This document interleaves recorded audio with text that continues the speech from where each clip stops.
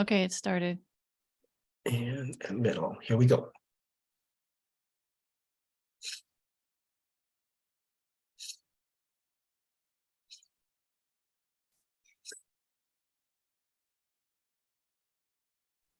Yay. Hello, everybody.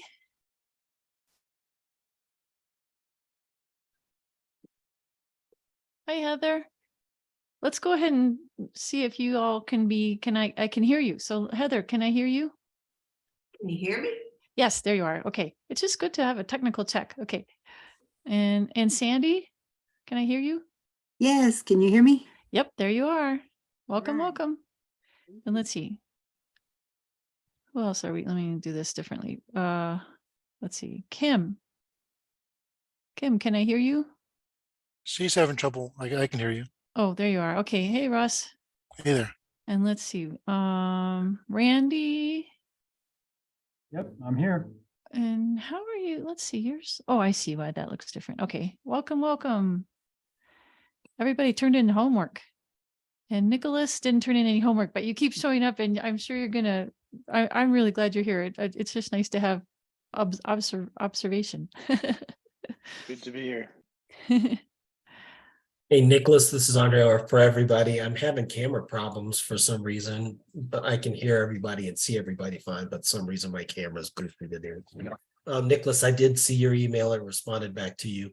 I'll talk to Lisa about the request here in the next few days or so, and get back with you. But there's no rush.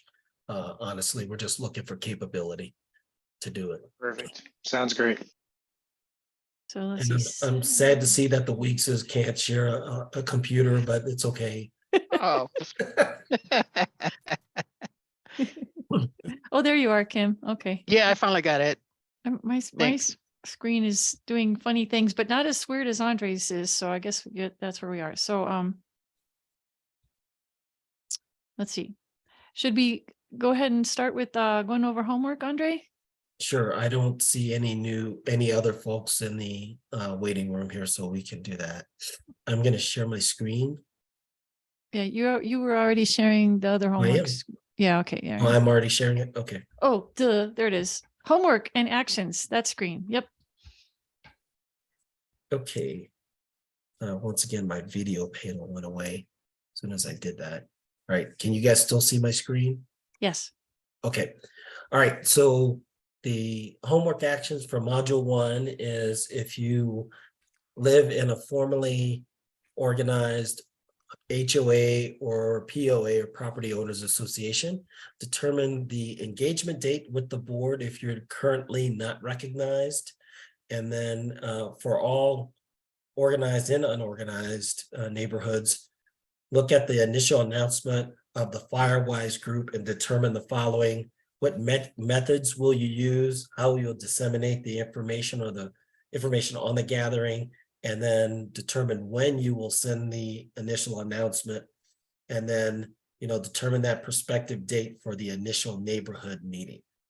So I'm going to go through here, and by the way, I don't know if Heather you heard, but I got an email from Elizabeth Mayo, and she said, there is no way I'm going to be on this meeting because I am vacationing in Hawaii, and I'll catch the recording later, which is awesome. I'm happy for her.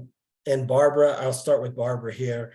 Hilltop Pines, and she said she could not be present tonight, but I'll go through her stuff. And she said she has a board meeting coming up in April, and then she'll ask for them to allow or approve the formation of the Firewise group.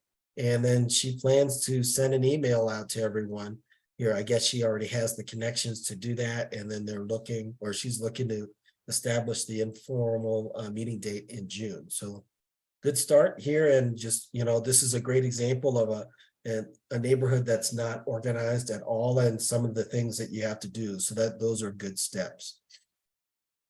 Okay, I'll pass it over to the Weekses, and I have your information on 2 slides, okay? Russ or Kim, over to you to discuss. Oh, okay, good deal. So we have a next door site for Rivers Divide. And on there, we predominantly put our things about the Firewise program. So I put that to everybody. There's probably 20 participants out of the 180 or so people in the neighborhood. So I'm going to find other ways to reach out to people. We also have a Facebook Rivers Divide page, and I put it on there, and we'll see how that goes. No one way works to get a hold of everybody. So we're just kind of penciling in a date to get together, send them a little bit of sampler information so they can follow up on it. And then I'll start dropping weekly reminders or location and other things such as it might save you insurance and things like that. So we're going to invite anybody I can get. I've reached out to people. I haven't heard back from anyone yet, but you know, our local Peyton Fire Department, the Black Forest Fire Department, USAA has a page for Firewise, and they're headquartered here. So I thought I'd give them a try. You know, the more authoritative people in uniform kind of people you have, the better people might come to it, whether it's just me and Kim talking. So we're just trying to make it attractive. That's it. Yeah, yep. Actually, yeah, that's right. It was only on one. My apologies. All right, over to Cindy Dye.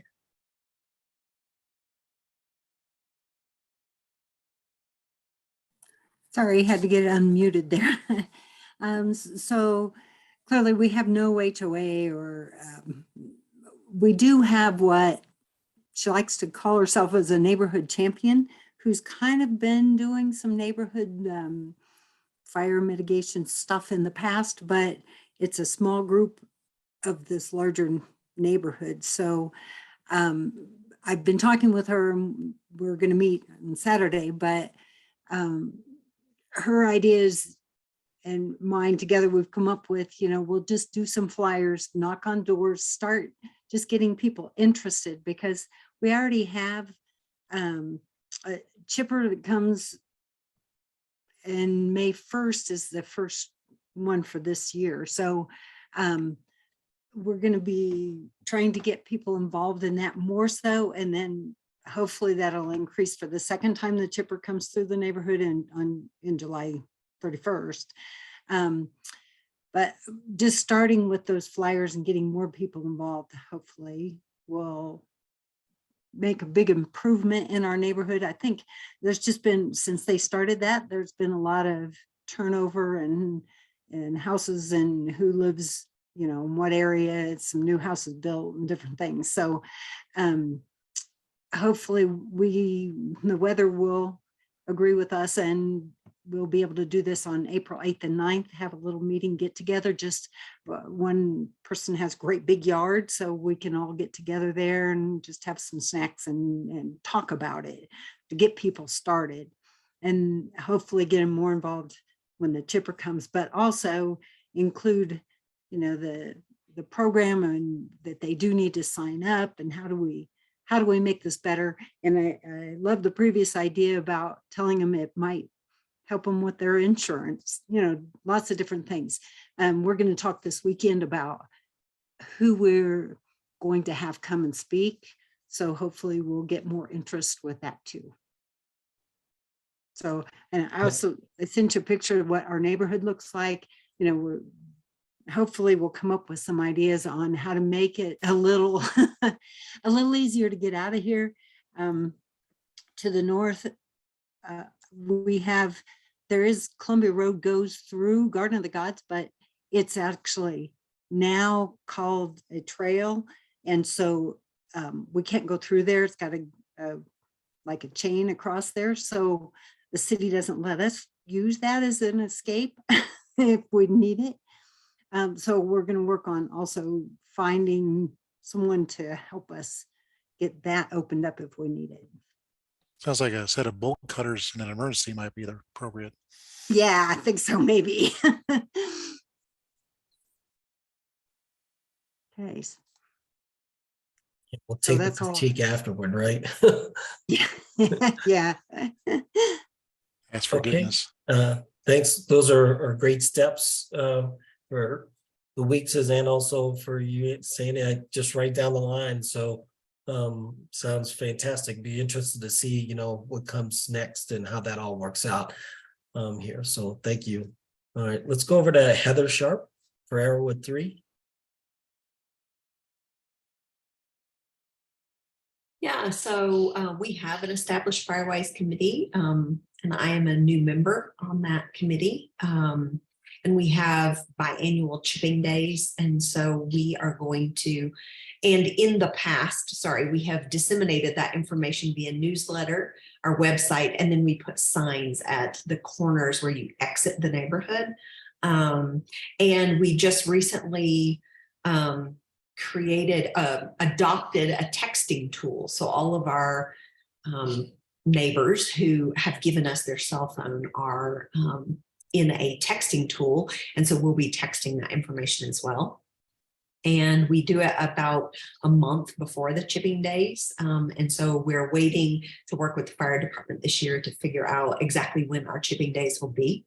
The other thing that we as a Firewise committee have discussed and are taking to the board here in March would be actually doing some mitigation in the easements along the roads in our neighborhood, where we could just step in and do it for our neighbors, because technically it's, county property. So we're looking at what that would look like, how we would communicate that to the neighbors and get their buy-in.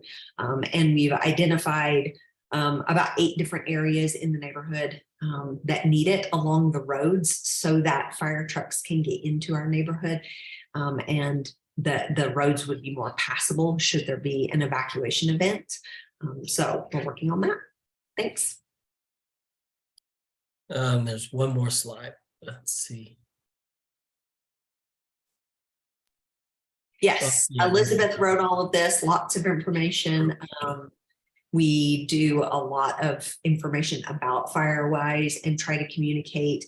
Last year, Elizabeth actually put a backpack full of information on everybody's mailbox in the entire neighborhood. And so it had like pictures about and pamphlets about ignition zones and things that we could do. And as this last bullet point says, we're working about, we're looking on those easement situations in our neighborhood. Awesome. Heather, did you receive the email from Jamie Baumgartner on the chipping days? No, that probably went to Elizabeth. Okay. I'll forward that to you so you have it also. Oh, thanks. And then I'll in my email, you'll see my phone number so you can add me to the cell texting for the text messages, and depending upon when you're doing the work in the easements, I'll try to help. Okay. Thanks. All right. Next, Randy Miller, over to you. Okay. So we have a board of directors for our Property Owners Association, and I'm actually on that board. So it kind of helps with the engagement. We've got a meeting coming up on the 25th of April. So I'm going to bring this will be right at the end of the training. So kind of good timing. We've actually we just put together a risk management program. And one of the risks we identified, of course, was fire. So the training timing kind of worked out really good to where we could put that mitigation plan together. And that's what I'll present to the board on the 25th. So I shouldn't have any trouble getting their buy-in. I've also been notifying people in the HOA through a social platform called Go Gladly. So it's a place where we can post the briefings where people can go see it. I can also send messages out, and I've got everybody's email in there, so it goes to everybody through email, so I can keep them up to date. So, the initial announcement method will go through Go Gladly. What I'll do is after I meet with the board on the 25th, we'll send out to the homeowners And that way, for our annual meeting, which is scheduled on June 14th, we'll present the program to everybody that shows up there. Last year, we had, I want to say we had on the order of 60 to 75% of the people show up at the annual meeting. So it'll be a good opportunity to disseminate that. So Lisa and Andre, we're right here in Monument. So if you're interested in being our special guest, we'd certainly be happy to have you. If you're not available, I can check with the local fire department as well. Randy, what neighborhood are you in again? We're in Timberview 2, which is right at the south end of Furrow Road, right off of 105. Just north of the new Grandview. Grandview Ranch, yep. Yeah. We're just right I know north of you. it. You're excited for that road to completely open to Higbee, I'm sure. You know, it's funny, we had a bunch of meetings about that, and the county wasn't really expecting a whole lot of traffic, and apparently it's on GPS systems now. And so I see a lot of traffic going up there, but if you remember from last week, the pictures I showed you, they've got it blocked off with cement barriers. So I see a lot of people going up the road and then they have to do a U-turn and go back down again. But the long-term plan is to put a gate in there. And that way the fire department can get through, if they need to. And then I kind of like the idea of the bolt cutters. If we have an emergency here, it's just right next door to me. I can run over there, cut the bolt or cut the whatever is holding the gate shut. And that way we've got another way to egress out of here. All right. So the meeting that you're requesting, our attendance, is that the June meeting? Yeah, that would be the June 14th meeting. So that would be our annual meeting where we would have, all the, or as many of the residents as that we can show up. Do you know what day of the week that is? Just sort of. I believe it's a Wednesday. Okay. Yeah, let's discuss it further. We'll see if we can support Russ. Same request. I haven't had a chance to talk to Lisa about it yet, but we'll see what we can do to support those. Any of the requests that you guys have with us. If you let us know, we'll figure it out and see what we can do. We generally try to support every single request we receive. It's only if neither one of us is available, then we have difficulty, and we'll let you know. But we do have a question from Kim Weeks, and I think this one's for you, Heather. How does the texting tool work? And would it be good for emergency notification and neighbors? And you have to get landowner permission to clear the easements along the road? Yeah, absolutely. So we use a tool called QuickSend. It's a really great tool. It's a pay-as-you-use-it model. So you put money into your account, and then every time you send a text, it's like a certain fraction of a penny to send a text. You upload a list of names and cell phone numbers, and then you can add them manually over time. Or, for instance, we're going to put a list on our website or a number that people can text join to 121212, right? And then they would opt in, and then it has a really easy opt out as well. But the tool keeps the person's information. It just puts it into an opt out list. So you still have that information about your neighbors, but then they don't receive the texts. It also offers, QuickSend offers postcards. It will print and mail postcards for you if you want, and it will send emails. So pricing and all of that, you can just go to the QuickSend website and contact their sales team, and they can share that with you. And we do plan to use it for emergency, should we ever have an evacuation, we would text all of our neighbors, but we can also use it just for informational texts. And we plan to send, 1 or 2 a month at most ever, right? And so it would just be, hey, the board meeting's coming up, or, picnic this summer, that kind of thing. But we're definitely being conscious of not spamming our neighbors with that information. Yeah, and then I see that second question from you, Kim, about landowner permission. It is my understanding, and the board, we're working to clarify this, but it's our understanding that you do not, that actually the county owns from the middle of the road, and I think it's something like 30 feet each direction. And so if you went from the middle of the road out 30 feet, the county, it's like the easement, and they own that. Now, we would not be doing mitigation that far into someone's property, but there are several places in our neighborhood where you're going around a corner and the trees are right up against the road, or there's just a lot of little scraggly trees along the road where nobody has mitigated the branches up, or they're just small, and should there ever be a fire in those, they would create so much smoke that we're afraid it would cause the fire trucks to not be able to get into the neighborhood. And we're looking to start with the major roads that are the exits and entrances into the neighborhood, and then maybe over the coming years we would work to mitigate more in the side streets and things.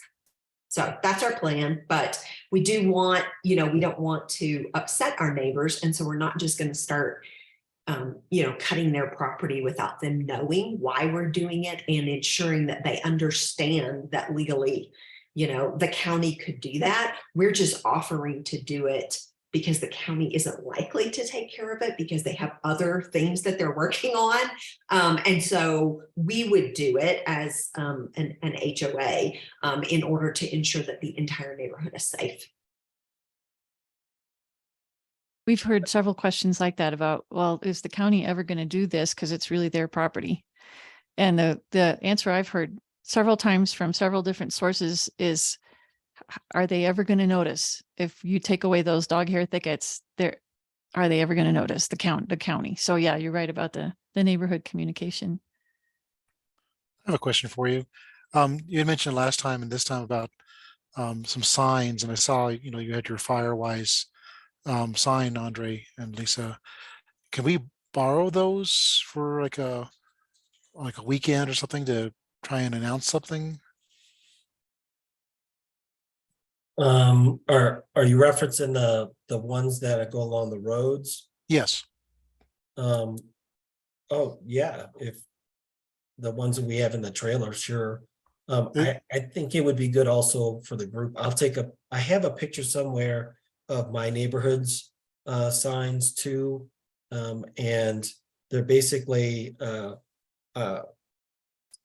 say I can't remember what the material is called, but it's not too big. We have some restrictions on sign size in our neighborhood, and that they're on basically a wire frame that you can stick into the ground, and the lettering is big enough. It's on a white background so that you can see it, and the letters are big so you can easily see it as you're driving by. But they're at every entrance that we have in the neighborhood. You can't get out without seeing these signs. So Sandy, given the map that you showed of your neighborhood, there's one good place that I think you could put that, and everybody would see that sign every time they would go out here. So I'm not sure, Heather, if you have pictures readily available here, but I think I may have one if not. But Russ, in terms of our A-frame signs, sure, you guys are members of the church for us too, and we've just covered up that with certain meetings. We've used that for certain meetings also at the Great. church. That's perfect. Thank you. Okay, I stopped sharing, Lisa, so I'm going to turn the presentation to the star of the show today, Lisa Hatfield, who's going to talk about home ignition zones. Over to you, Lisa. Okay, I'm going to try really hard to get this to work now as I have practiced.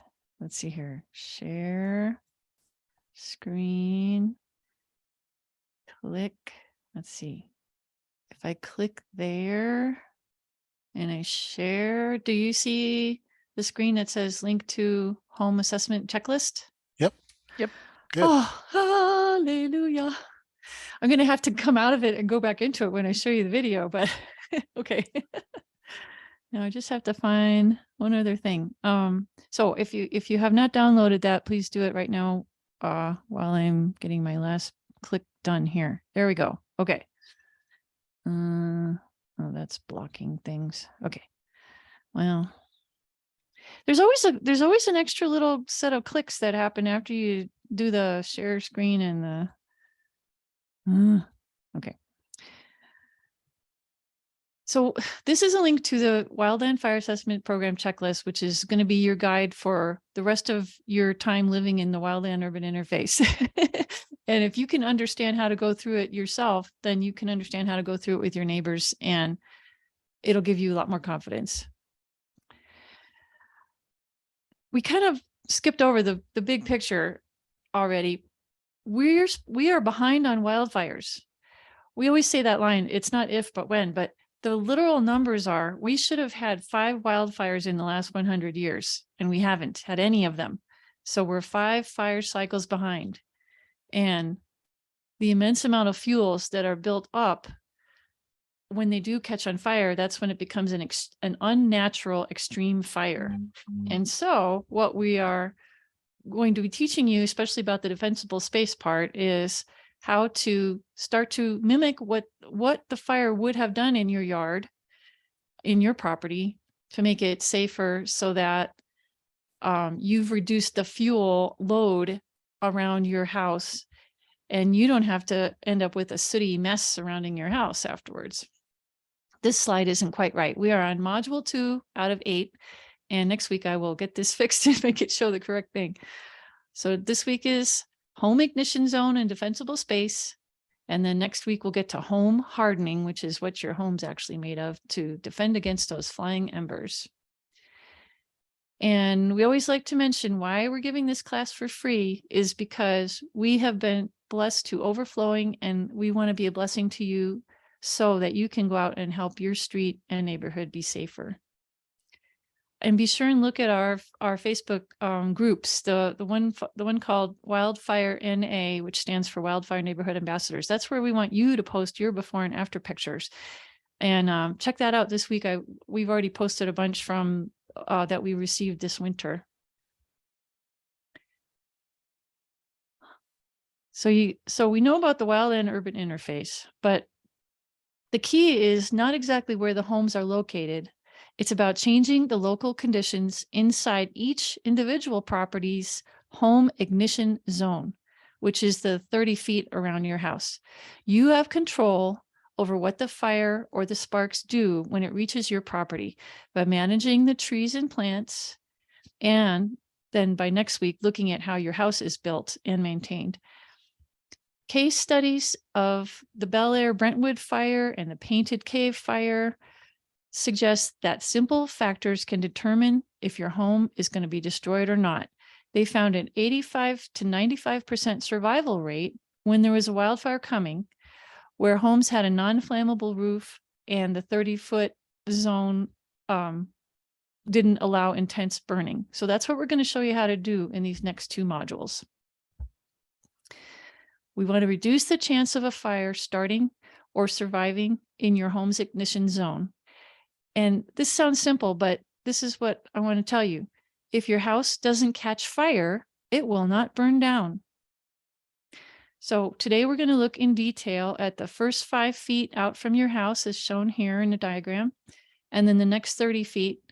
And some people's property stops there, but if you have another out to 100 feet that you need to keep going and follow more advice, start with your own house.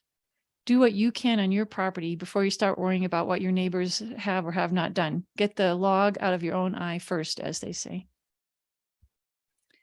And the Wildfire Home Assessment Checklist is going to be your guide to help you do this. There aren't any guarantees, but by following this checklist, it will help you lessen the chances that your home will catch fire when there's a wildfire in the area. We want to also make it safer for the firefighters to consider defending it when you are somewhere else by then, when you have safely evacuated from the danger. So, okay, now I'm going to show you 2 videos. The first one is from Dr. Jack Cohen, explaining about the structure ignition problem, which is solvable. And Dr. Cohen has done 30 years of research in this field. He shows us that small changes that you make on one property can make it safer. It sounds like small potatoes, but it really makes a difference. So I'm going to attempt to stop sharing. Then I'm going to click over here. See. Share screen. Screen one. Share. Let's see. Can you see it say National Fire Protection Association now? Yeah, you can make it full. There you go. Okay. Oh, I hope I did this right. Let's try. Can you hear it? No, can't hear the No. audio. No. Rats. There's one more button to click then. All right, let me try again. Just be sure to click on the bottom left I- where it says share the audio. Yep. And just there's so many clicks. Let's see. And then I gotta find it again. There. Okay. Share. Play. Decades of Can you research hear that show now? that Did you hear him Yes. talking? Okay. there is something you can do to keep your home from igniting during a wildfire. Remember, if your home doesn't ignite, it doesn't burn. What surprises most people is that it's the little things that can cause your home to ignite. And during the chaos of a wildfire, these little things might go unnoticed and turn into a big problem for your home and your neighborhood. You've got to act now to address these little things long before the fire ever starts. Luckily, many of the things you can do are pretty easy. Check your eaves, walls, and foundation for cracks or openings. You don't want embers getting into your house. Clear your gutters of leaves and needles regularly. Check out the first 5 feet from your foundation, deck, patio, or porch. There should be nothing that will burn next to your walls or under your deck. Flames contacting your house are a bad idea. Any place that you see leaves or needles piling up from where the wind blows them is where embers will go during a wildfire. These are the places to pay attention. Home improvement projects like screening your vents with metal mesh or replacing wooden attachments like decks or fences with non-flammable alternatives will take you a bit longer and may cost more, but will be extremely effective in increasing your home's chances of survival. When you're ready to replace your roof or your windows, cost-effective, fire-resistant alternatives are a great choice. There are many things that you can do to keep wildfire from becoming a disaster right at your own home and together with your neighbors. For more information on how to live less dangerously from the threat of wildfire, visit nfpa.org and firewise.org.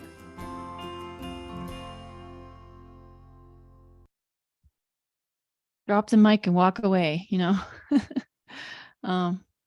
There's a link to that video in your in that curated list of websites that I gave you. Let's see. How can I get to the other one? Well, all right, I got to stop for a minute. Stop share. Get rid of that one. Let's see.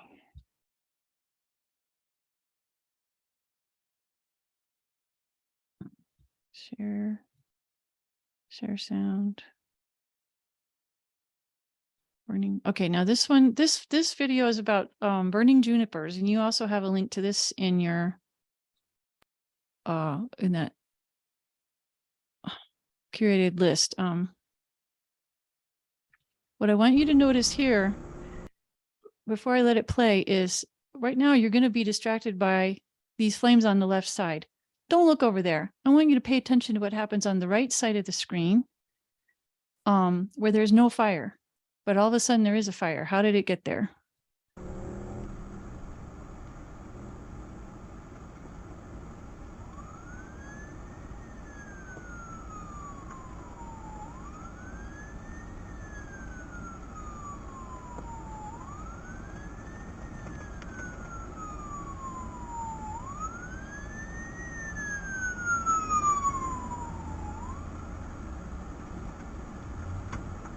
You can see the embers on the truck bed here too.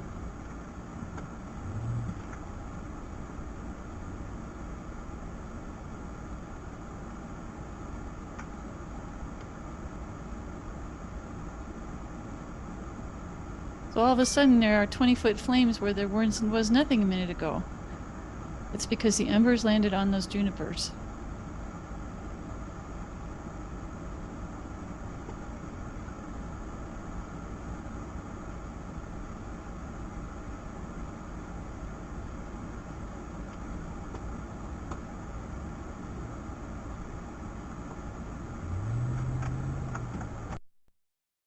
So, okay.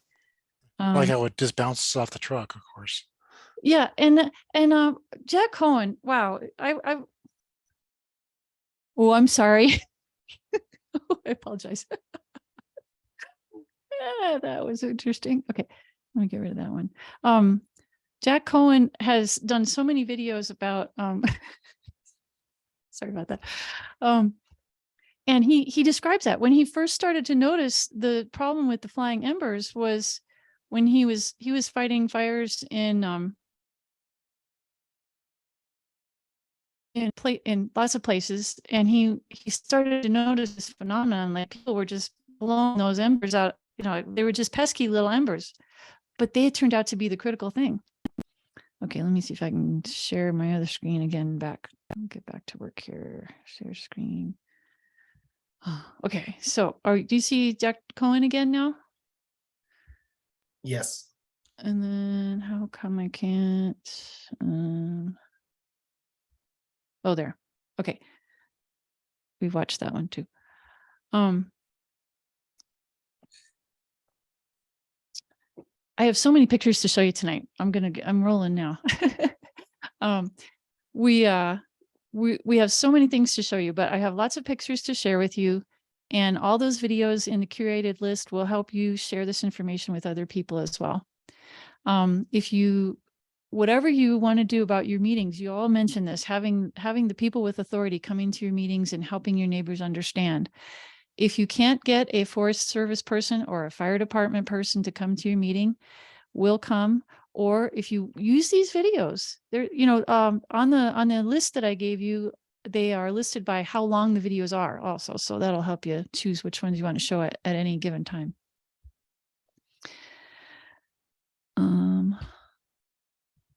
Oh wait, I just realized one more thing. Let's see there. All right, there we go. So some of the questions on the checklist might seem trivial to you, but they're not trivial to the ember storms. This picture shows you what an ember storm really looks like, and also makes you stop and think, as you already are, a lot of you, what it looks like when you're trying to evacuate and the road is full of these flying embers. And the embers can be from small size up to the size of marbles or shingles or even branches, or even a burning squirrel can become a blowing flying ember. That was documented in the Camp Fire in California. The storms of the embers that the humans see as just annoying are really something that can fly into the house through the cracks, and that's how to look at next week. Or they'll pile up in your yard or on the house. And what happens then is all fire science in action. And that's what we've learned from Dr. Cohen. The last thing I want you to notice about this picture is that this picture was taken in the daytime. So that's something to think about. Internet is stable. I have to disappear. I promise I'm right back. So which of these houses is at risk of wildfire? Well, all three of them are, because the obvious ones are the ones surrounded by trees. But even somebody in the middle of an urban or suburban area can be at risk of wildfires because of the overlapping home ignition zones. And so everybody, even the people in the upper left of this screen, should look at the wildfire assessment checklist and see some of the stuff won't apply to them, but the things that do are things they can work on.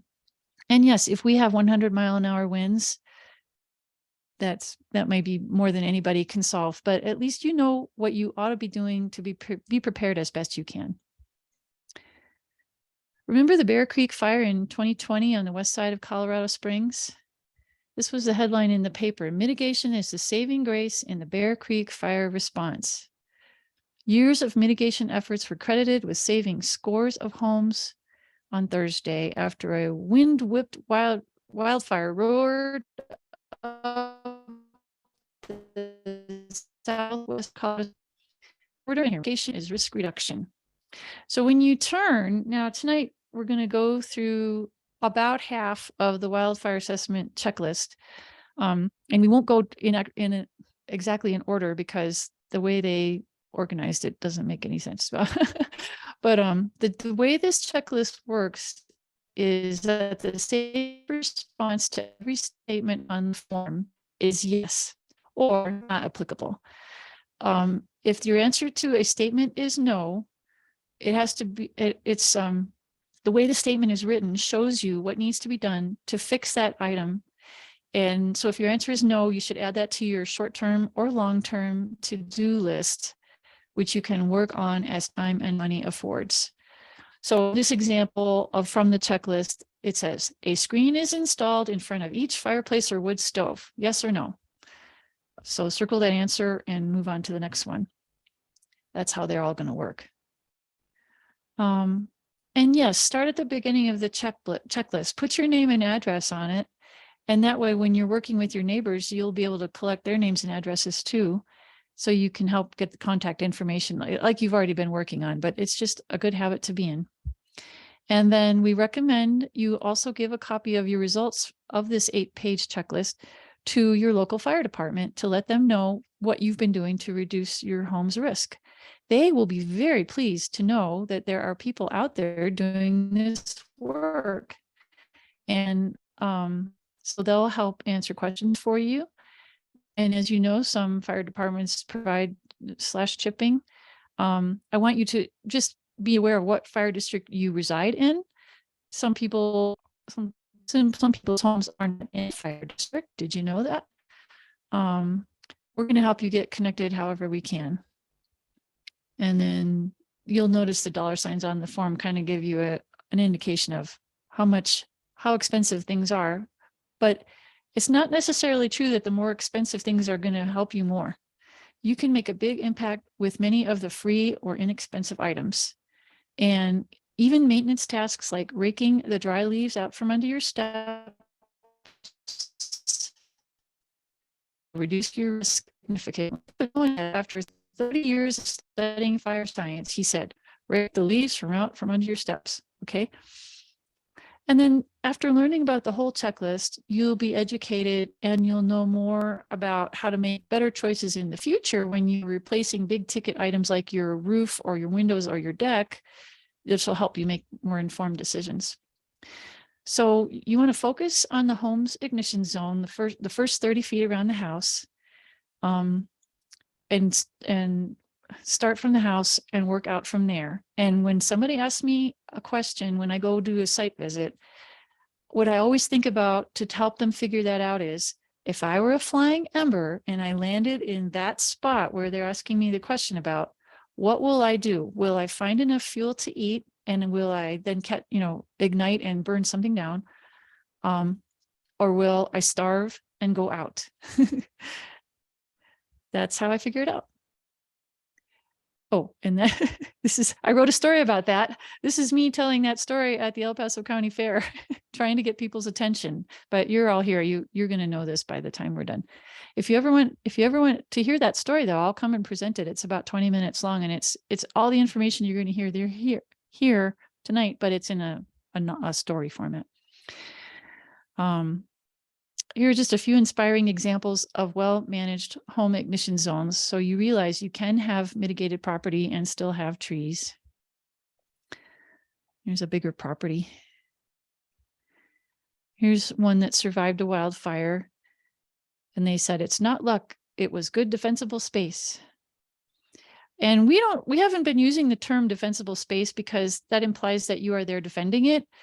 You won't be there at all. You're going to be evacuated. And we're calling it your home ignition zone, but same concept. Here's the goal is to reduce direct flame contact with your house. So here's an example. And in a few weeks, we're going to learn about vegetation that is safer to have close to the house. So look here at the green trees right next to the houses. Some of them are scorched, but this was not a wall of flames that took out the trees and the whole neighborhood. It was embers that landed on the home ignition zones of all these yards. And some of them smoldered and went out and they didn't burn down. So we're going to talk about how to control what's in your home ignition zone. No one else can do this for you. It is your responsibility. I hope you don't want to count on the firefighters to do things for you in the future that you could have done for yourself. So please go to page 3 on your home assessment checklist. We're going to start with outside the home and do the fuel-free zone first.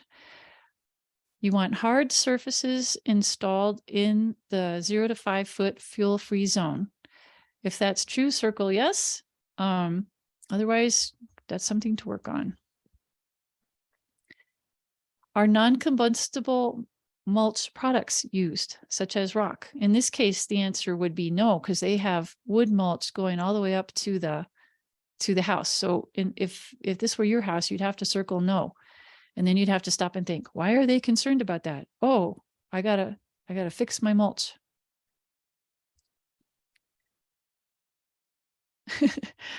Pine needles do count as fine, dry fuel, and you need to rake the pine needles away from the house. At least 5 to 10 feet out, maybe up to 30 feet, but you do not have to rake the whole yard. I'll talk about that in a minute. Bare earth counts as a hard surface. So under ponderosa pines that are near the house and you have to rake it all the time, it might be easier to just have bare dirt. Please do this step for yourself before the big, strong firefighters get there and there's a fire on the way.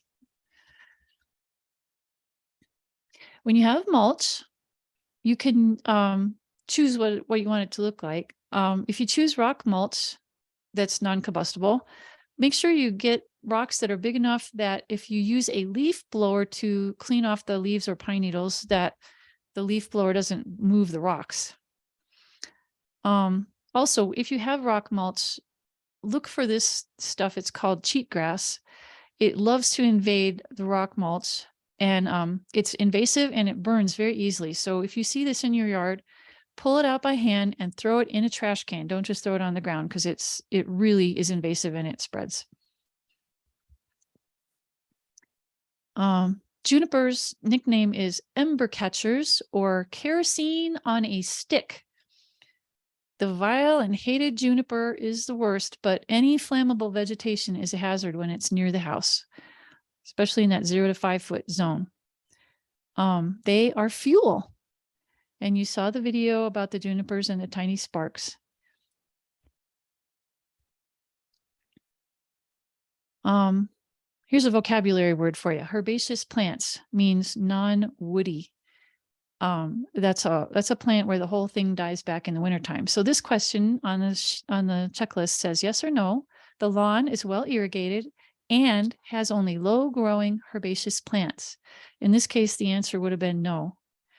The lawn is well irrigated, but there were woody plants close to the house, and then in this case, some kind of burning ember landed on them. It might have been a cigarette or anything. So on the checklist, if the answer to any one part of the statement is no, then you have to circle no for the whole thing. That's how it works. Here's a good example. Keeping the grass irrigated and cut short near the house, because fires are part of the prairie ecosystem too. Do you remember the mile marker 117 fire south of Colorado Springs in 2018? It burned all on grassland. It burned 41,000 acres and destroyed 23 homes. It was started by a car on the interstate that was dragging a muffler. And the homes that had their grass mowed around them in the ignition zone had a much higher survival rate than the houses that didn't. Mow your grass. Yes or no? Dead vegetation is removed and continuously maintained. On the left, the answer was no, because you see all those dry leaves stuck underneath the front steps. it's hard to see from this angle, but this was like 3 feet deep worth of, or 3 feet back, and it was all full of dry leaves. The wind will blow the embers just the same way they blow the leaves in there. So on the right, this was my house before we moved. We cleaned this up and we raked all the leaves out of there. And then we added this 1/8 inch metal mesh behind the first step so that it wouldn't just fill up with leaves again as soon as we stopped. So now it's a lot easier to, those leaves in the front there are easier to just sweep away. So how often do you think they clean out the flammable debris and dead stuff out from behind that lattice work? And the lattice work itself is pretty, but it's made out of wood. Our local state forest service manager said he would recommend removing the lattice altogether here and replacing it with 1/8 inch metal mesh screening so that there's fewer places for the embers to accumulate. And it also makes it easier for you to get in there to clean out the dead vegetation that wants to fly in there. In this example too, the answer would be no. It's the dead vegetation hasn't been removed. It's also possible for debris to collect in the window wells, but in this example, it's nice and clean and cute. Just another place to look in that 0 to 5 foot zone. Now, wood piles are fuel. So in this case, the 0 to 5 foot zone has a bunch of fuel piled in it. And some people like to try and cover it with a tarp, but that won't help at all because the embers will melt right through the tarp. Just don't do it. The wood pile should be 30 feet from the house and uphill from the house. But you're going to love this next slide. So this is the same garage now, same wood pile, but the wood pile has been moved over to the right. This was about 6 months later. I hadn't even talked to these people. This was in my old neighborhood. But what's the other problem that you might notice in this picture? It's a wintertime photo, so it's hard to tell, but those trees in the middle are scrub oak. And we're going to learn more about why having them so close to the house is a bad idea when we get to the next section. But I was so proud of these guys for moving their wood pile. This is not a fuel-free zone right now either. The embers would have lots of stuff to smolder in for hours, and then after the firefighters have gone by and they think everything's done, then it could burst into flame later. And just don't give those embers any place to hide or anything to eat. Now this is okay. There's a hard pavement up to the house, and those are sort of herbaceous, but there's not a big window right there by those herbaceous plants. This looks to me like it might be astroturf. Artificial turf is a fuel. It's made of synthetic and petroleum products, so it's better to keep it farther from the house if you want to install it. It will melt. And at least in this case, it's more than 5 feet from the house. Here's a before picture. This is not a good example of a fuel-free zone, but now this is the same house after fuels reduction. They don't have nearly as much fuel right next to the house. Those bushes are herbaceous, so they're okay. And we'll talk more about firewise vegetation in a couple weeks. Let me back up so you can look at that again. Here's what it was like before. And here it is later. A nice wood pile still. Yeah. Oh, shoot. Darn it. I never noticed that. Thank you. Yeah. I'm going to have to make a big arrow on that slide. Darn it. Okay. We're still on page 3 of the checklist.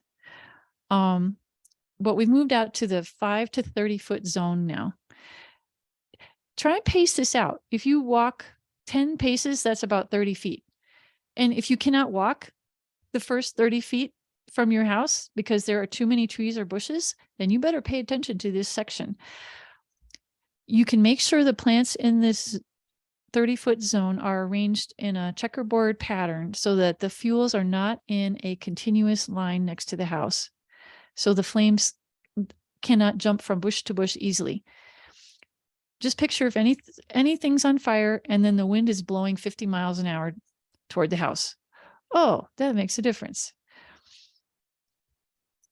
So the first question here is, islands or groupings of vegetation form a discontinuous path to make it difficult for fire to burn directly to the home. In this case, no. You can't see the house at all due to the continuous fuel. So green is not always good. And in particular, this is scrub oak. It is a very drought tolerant plant, but the leaves contain oils that wildland firefighters recognize as highly flammable and hazardous fuel type. It burns 3 times as tall as the bush. So that means the flames will go 50 feet high in this example. And then imagine that the Colorado wind is blowing those flames sideways. A firefighter with hand tools cannot work near a flame that's greater than 4 feet tall.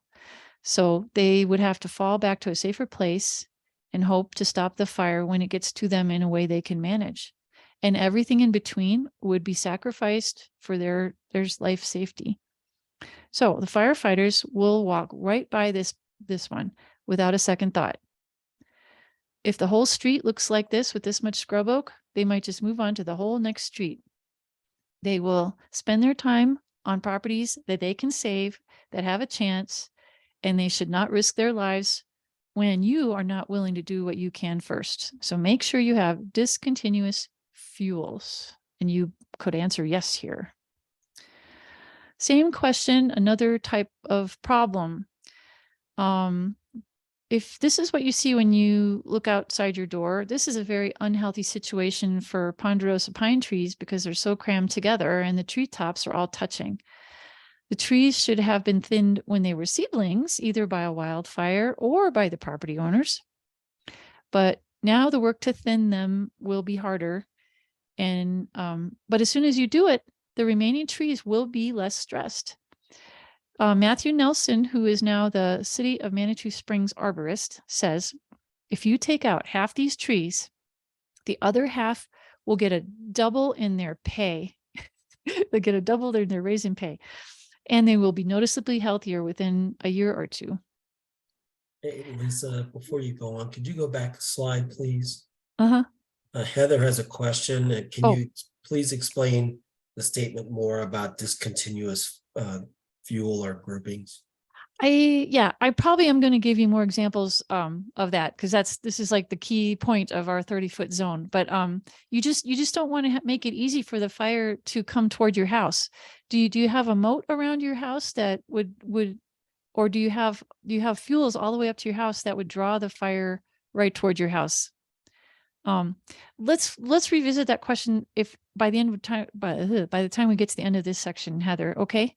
Because I bet I have a bunch more examples of this.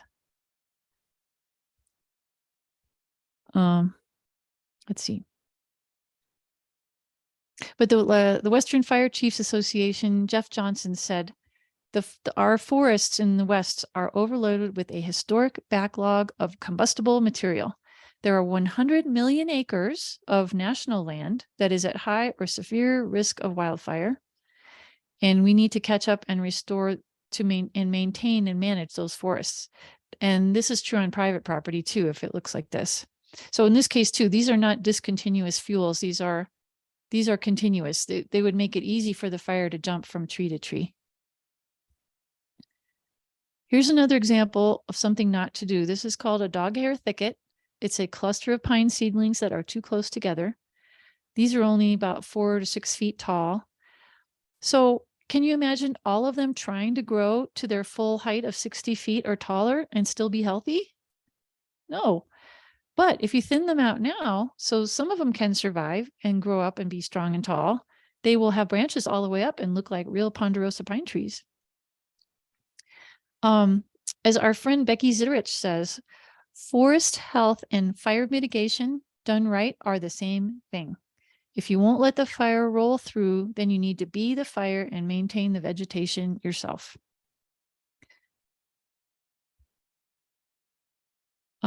Here's a before and after picture of the dead plant material and tree branches are removed. The lower tree branches and shrubs positioned under the tree line are also removed so that a surface fire, which is another name for a ground fire, cannot reach the ground. And so on the left, the answer was no, but this is our group working on it on the right. We were working to remove the ladder fuel so that a surface fire couldn't reach the tree crowns, and so there's less fuel to draw a ground fire toward the house. Now here, notice there's a steep slope too. There's actually more work that needed to be done in this yard, but we just did as much as the homeowner was ready to do this day. And we'll get back to that again, I hope, in the future. And later on tonight, we're going to talk about how to deal with steep slopes. But yeah, here too. So you can see that the fuel is just not as continuously available to draw the fire toward the house. Yes or no? Trees in the zone 5 to 30 feet are maintained with a minimum horizontal spacing of 10 feet between the crowns, with the distance increasing with slope. So on the left, the answer is no, there is not 10-foot crown spacing, but on the right, it's better. And please note, when they say 10-foot crown spacing, it's not 10 feet between the tree trunks. It's 10 feet from the end of one branch to the beginning, and then there's 10 feet of air, and then the beginning of the next crown starts. So you can see how on the right there are discontinuous fuel, more discontinuous fuels. And this one too, they've got 10-foot crown spacing on the right. Some people say, I don't want to have just one tree here and one tree there. I would like to have clusters of trees. Okay, so if you want to have an island grouping of trees, you can do that, but just make sure there is a definite 10-foot or more gap from between that cluster of trees and the next island of trees. And you need a bigger gap when you're on a slope. So how do you choose which trees to remove? I like to start by looking at the healthiest trees and then get rid of the others that are just draining resources away from them. And that's what we do when we go and look at people's properties. We'll start to look at that with you. Yes or no? The limbs and branches are pruned up to a height of up to 15 feet. So why do you want to do this? There's less chance that this tree will catch on fire if the ground fire can't get up to it and climb up the ladder of fuel to create a crown fire. This is called reducing the ladder fuel by limbing up the trees. Please don't climb ladders to prune up to 15 feet. We've kind of seen that. Oh, yeah. People doing that in the past. So then you create one safety hazard while you're trying to take care of another. So That's true. Yeah. Yeah. Don't. And for shorter trees, do not exceed 1/3 of the tree height. Because otherwise it'll hurt the tree. We love trees. We're all about making the trees more healthy. So this is a shorter tree. This one could be pruned up a little bit more, I think, but talk to a vegetation expert when it comes to a specific tree that you love and like, I could never get rid of this tree. You might not have to get rid of this tree if you can do the things around it to make it safer and make it less likely for that beautiful tree to catch on fire.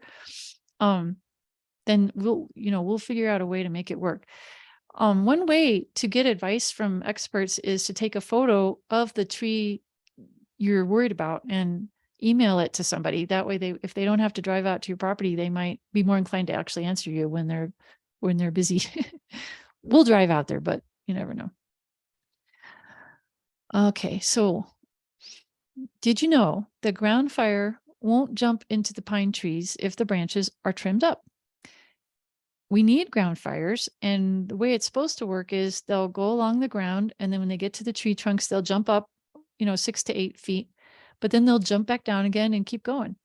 The surface fires or ground fires release nutrients back into the soil and clear out the understory. So here's a good example of what it's supposed to look like. The question about raking pine needles. You don't have to rake your entire yard as long as the needles are not more than 6 inches deep and they're not, serving as a big pile of ladder fuel underneath very low branches of a tree, which, you could limb up those branches, But you see here how this trunk got scorched, but that's okay. That's what ponderosa pines do. And yes, a lot of our presentation focuses on ponderosa pines and scrub oak, but that's good. That's what we have the most of around here. If you have a different tree type around you, then you might need slightly different advice. So we advise you to talk to your local experts. So here's another workday example that we did. Our group reduced the fuels in this home ignition zone by removing a lot of scrub oak. Scrub oak is a very thirsty plant. And by removing the scrub oak underneath the pine trees, besides reducing the ladder fuels that could make the pine trees get a crown fire in them, the pines will have access to more water because the scrub oak won't be stealing it from them. Now, this question seems out of order, but it's the next item on the checklist, and we're still on page 3 near the bottom now, so I just thought I would get it out of the way.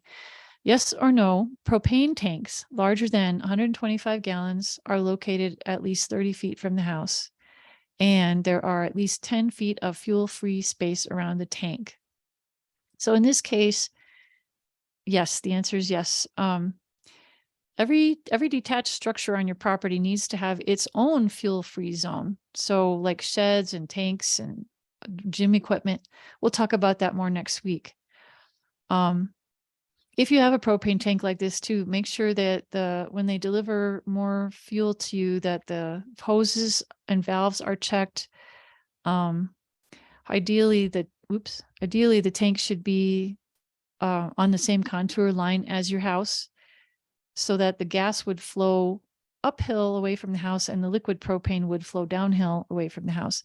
And your tank should always be painted a light color. Don't paint it a nice, beautiful dark green to blend in with the scenery, because that will make the tank get too hot because it absorbs heat. If the tank gets rusty, that will also absorb heat rather than reflect it. So it's a good reason to keep it painted a light color. So we're done with the first 30 feet from the house. We have come up with a way for you to summarize and document your current situation using a systematic set of photos that we have outlined here in this diagram, which is available to you in that Dropbox link. We want you to look at your home, just the first 30 feet, through the eyes of a wildland firefighter. And we call this the remote home ignition zone checklist, or what did I call it? Remote home ignition zone evaluation form or something. You take 8 photos and use this diagram as a reference. One at each corner of the house, and 4 more photos showing the door, the steps, the decks, the sheds, and the view from the driveway. And then, whoa, sorry, I'm gonna make you dizzy. Then the other nice thing about doing this, besides the fact that you can send this in as an email with the diagram to your fire department or whoever it is you want to get their opinion, you'll also have designated spots to take your after photos. So get your before photos before it's too late and you've done all the work. And then you can celebrate. In our group, our motto is, we will work for before and after photos. So the folder I gave you called Helpful Documents for Spark Plugs, that's where this document is. Okay, so now we're moving on to 30 to 100 feet out from the house. You need to manage the fuel out here, not as rigorously as closer to the house, but there are still things to look at. Gaps between the trees reduce the possibility that a crown fire coming from over the hill or somewhere else will travel from tree to tree and come toward your house.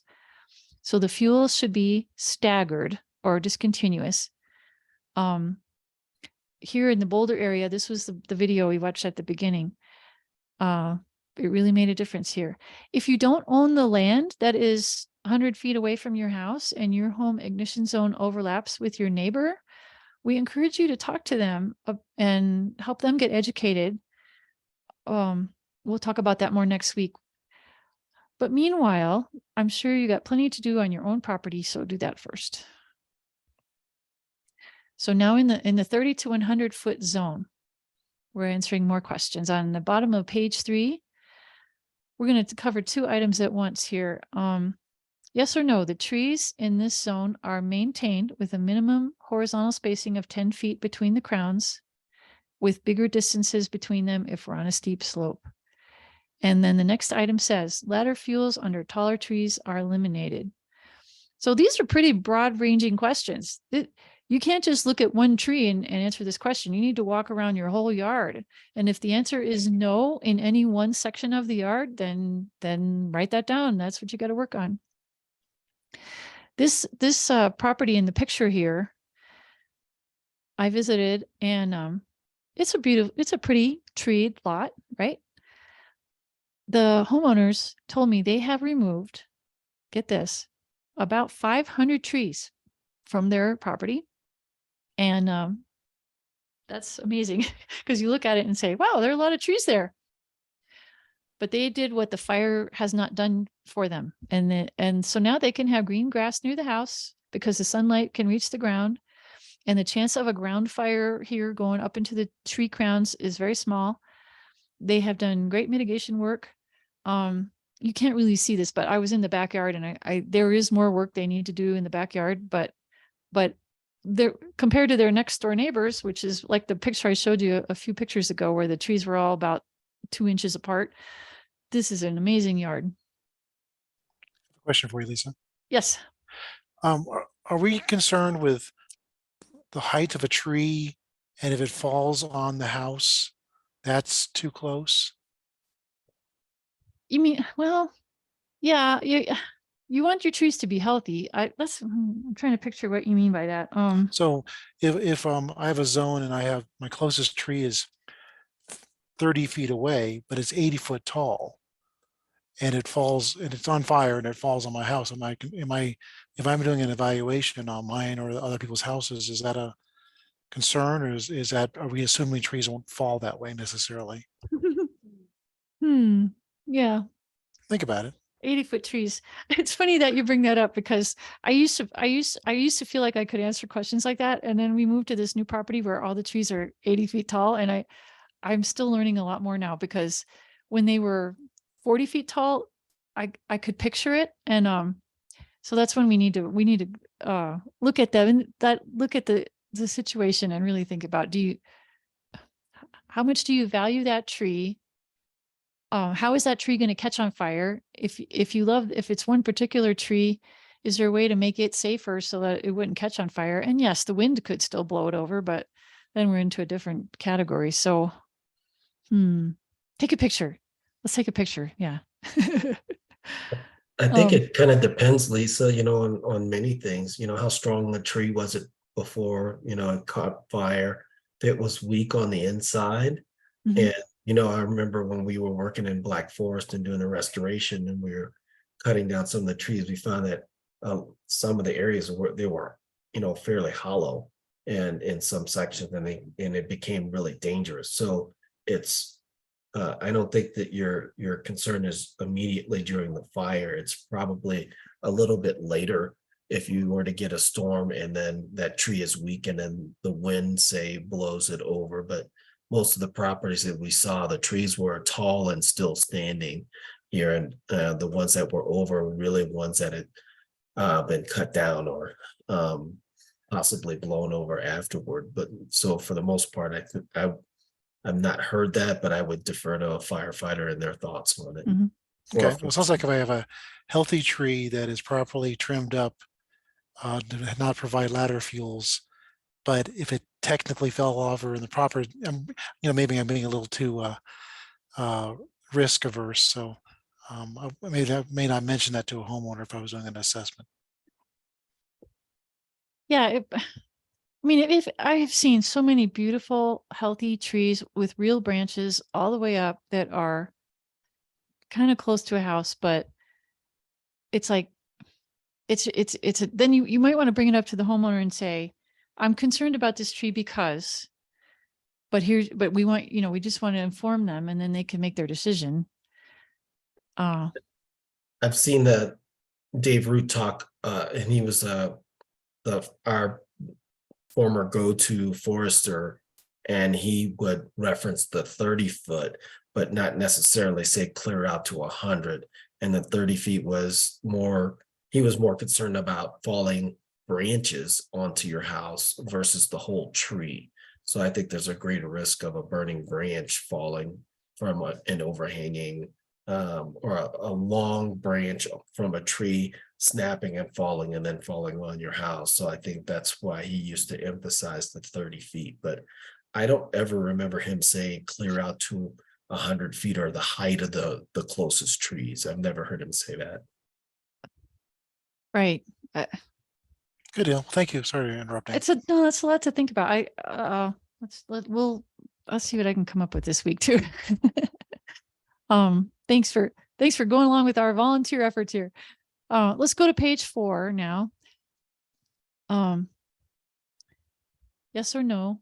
We're looking at the separation between groupings of trees. And the answer here is no. This is what I call spindly lollipop trees that only have needles at the very top.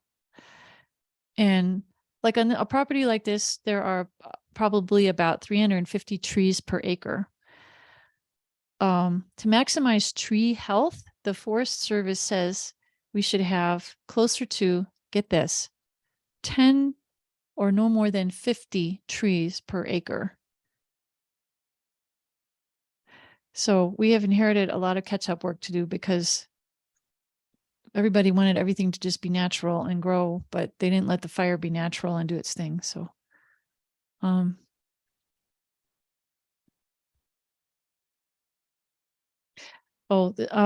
so this, where I used to live, we had the Colorado State Forest Service come in to Woodmore, and they were trying to help us with our Firewise grant so that people would actually meet the requirements of the grant. And they said, homeowners should thin the vegetation aggressively to mimic a natural wildfire disturbance to help keep the fire out of the crowns so that the trees, crowns of the trees, so that the trees can grow vigorously and fend off insects and disease. Their goal was to restore Woodmore's forest back to a natural, historic, open canopy forest. Natural, historic, open canopy forest. So for people to do that themselves takes a lot of work, but it's either we do it or the fire will do it. So do you see here what the Colorado State Forest Service sees? This is not a natural, historic, open canopy forest. So on page 4, one more set of conditions to think about, which is sloping properties. If you're on a steep slope, trees need to be farther apart than 10-foot crown spacing. On a very steep slope, the crowns should be 30 feet apart or more if it's very steep. So it's really helpful to go out and look at this with tie ribbons around trees and to help yourself visualize what's going on. This diagram shows how a conventional deck at the bottom of a slope is vulnerable to superheated air from a fire coming up the hill. This is going to blend into something we talk about next week, but when you're on a steep slope, everything changes. So yes or no, the home is located on a steep slope and vegetation is managed beyond 100 feet. The answer here would be no, because it's definitely not managed beyond 100 feet. It's not even managed within 30 feet. So they have a lot to do on this example. Did you know for every 10 degrees of slope, the fire will double its speed? And if you get to this question and your home is on a flat piece of property, you can circle not applicable here. So yes, no, or not applicable. The home is located in the middle of a steep slope or at the top of a slope with minimal setback. Vegetation management is increased in the 5 to 100 foot zones. Yes or no? So you need more than 10-foot crown spacing when your vegetation is on a slope. It takes more space to create that buffer zone than on the level ground. What was a 30-foot home ignition zone on the flat ground needs to become a 100-foot home ignition zone on a slope. So you've got to be more aggressive with your mitigation on the steeper part of your property. Yeah.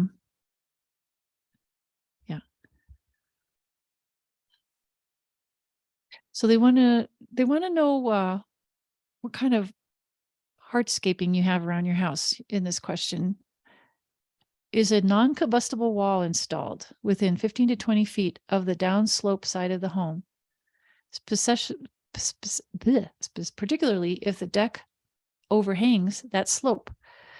So in both examples here, the answer is yes, we do have a non-combustible wall downslope of the home. What this does is it reduces the chances of the fire coming all the way up to the home and igniting the deck just with the radiant heat, even if there's no direct flame contact. This example here on the right also shows a good example of herbaceous plants. See how pretty that yard is, and it's still defensible. For decks that overlook a wooded area, are the trees thinned and the ladder fuels removed to minimize the chance of a fire moving into the upper portion of the trees? So if you have a deck, does it overlook a wooded area? And are the ladder fuels removed? If all that's true, then you can answer yes. A crown fire is harder to stop than a ground fire. So that's what this section of slides is all focusing on, those crown fires. So we're still learning about slope here. I need you now to jump to page 7 of your checklist, though. I don't know why they separated these onto different parts of the checklist, but I wanted to continue this vein of thought. So yes or no, for decks that overhang a steep slope, the defensible space is sufficient to reduce the flame length and minimize flames spreading up the hill, so it is less likely that flames will come in contact with the underside of the deck. In this case, the answer is no. And see how they emphasize this point? You want to reduce the direct flame contact with the house in every way possible, both from the ground fire around the house and the spot fires on the house. If you were the fire department, you would just drive right by here. Sorry, people. This is a fun example showing defensible space downhill from the deck. They should add some screening underneath the deck to stop the embers from blowing under there. And the fire pit needs a screen too, but we'll talk about that next week. And here's that question again about the non-combustible wall installed across the slope. They repeated this on the checklist. It's in 2 different places. Maybe they did this on purpose, but they just want you to isolate the deck from the superheated air downhill in case the fire is burning up the hill.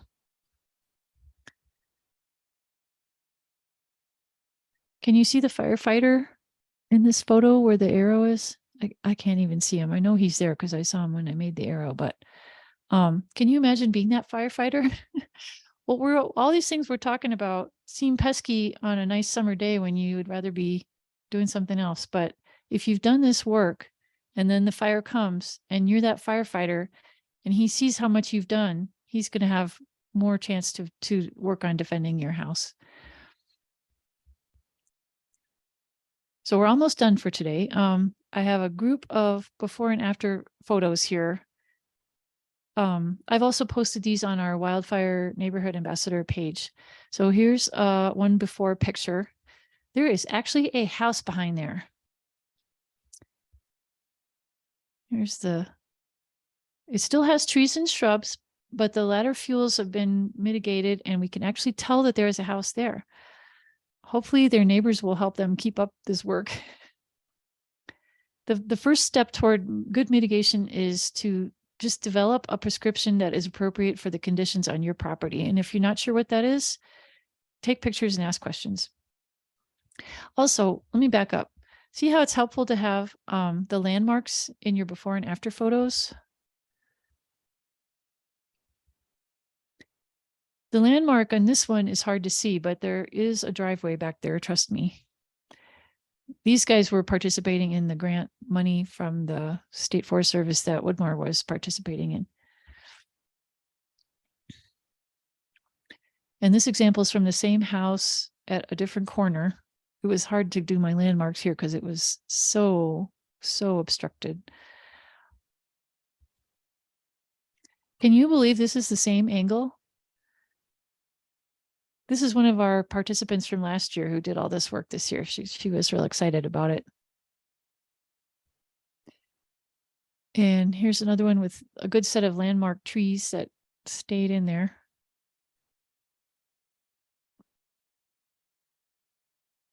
And this is the same property with other landmarks like the fire hydrant. I think he still has more work he could do, but it's already better. It's just better. You may not do 100% of it all at once, but just get started. This was another man participating in the grant money program. He still has the one bush near the house looks like a juniper, but it really isn't. I forgot what it is. It's something else though. Defensible space doesn't mean just cutting down trees. We want you to have healthy, well-maintained trees and a beautiful yard. It can be a healthy native landscape full of plants, birds, pollinators, and animals. And we want it to be well-maintained and fire resilient. Red flag days are not the only time to worry about wildfires. They can happen any day, even when it's not windy, and they can happen in all 4 seasons. Oh, here we are. So I don't know if Andre's talked to anybody yet who's willing to volunteer their property where we can do a demonstration when we get to that module in a couple of weeks, where we're going to go visit people's homes and go through the defensible space on that property and answer specific questions. I haven't asked here, but if anyone's interested, please let me know. What we'd like to do is in a neighborhood, have 2 houses in the same neighborhood, and we would basically go through one, and Lisa and I will go through and do a demonstration of the checklist, and then we all then go to the next house, and then we let you go through the checklist and write it up like you're doing the assessment, and then we gather back up and talk about the issues that we see with the house, both good issues that we see and then also the positives. So back over to you, Lisa.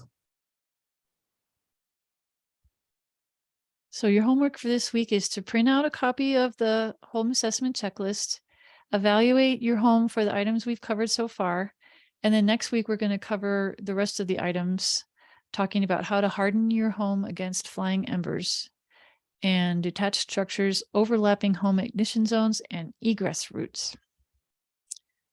Oops.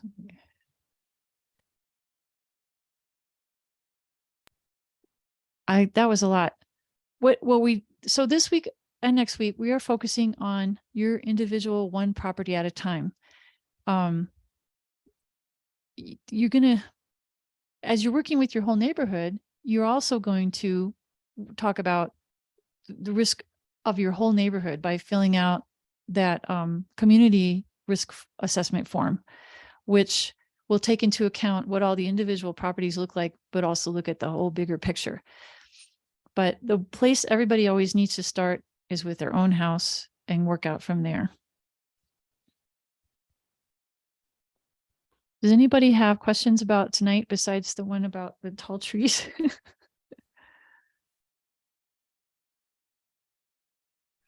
I don't see any additional ones in the chat. So if you have any others that you've wondered about, please just come off mute and ask.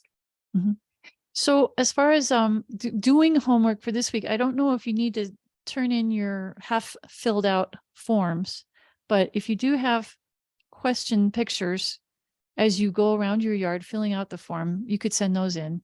And then after next week's class, then you'll want to send in that whole homework form. Yeah, let's hold off on sending the form until we've gone over the whole checklist, and then you guys can look at it all together and then send it in after that. You get a semi break from your homework. Yeah. Except you're But building your as- to-do list. So As Sandy would say, don't wait to the last minute to do your homework, right? So I hope by this time, all of you should understand now why my novel is called To Starve an Ember. That should make you chuckle now. Well, thanks. Good job. So we'll see you next week. Hey, Sandy, can you stay on for a second?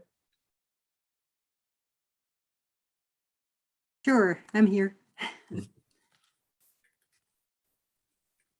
gonna go ahead and stop the recording. Thanks, Lisa. Thanks, Andre. You're welcome. Have a good evening. See you next week.